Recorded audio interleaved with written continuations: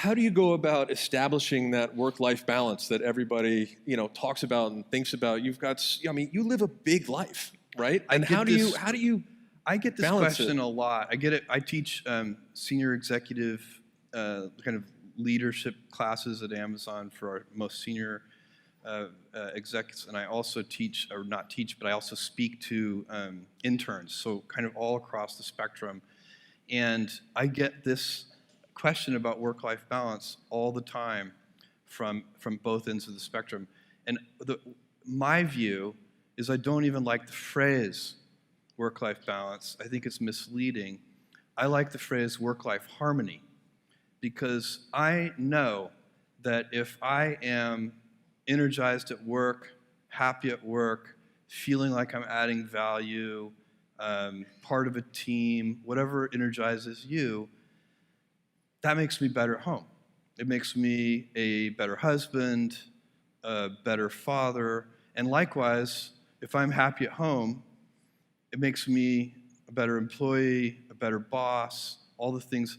It's not primarily about, there may be crunch periods where it's about the number of hours in the week, but that's not the real thing.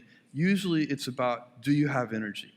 And is your work depriving you of energy, or is your work generating energy for you?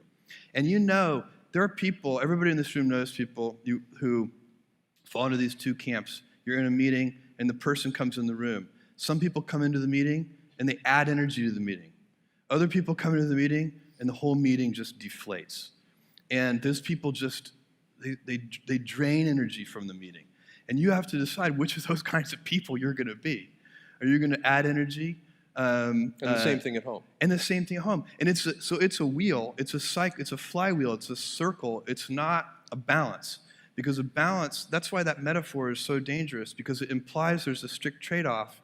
And you could be out of work, have all the time for your family in the world, but really depressed and demoralized about your work situation, and your family wouldn't want to be anywhere near you.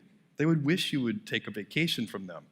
And so it's not about the number of hours, not primarily. I suppose if you went crazy with 100 hours a week or something, yeah, that maybe there are limits, and they probably. But I've never had a problem, and I think it's because both sides of my life give me energy, and that's what I would recommend. And that's what I do recommend to interns and execs.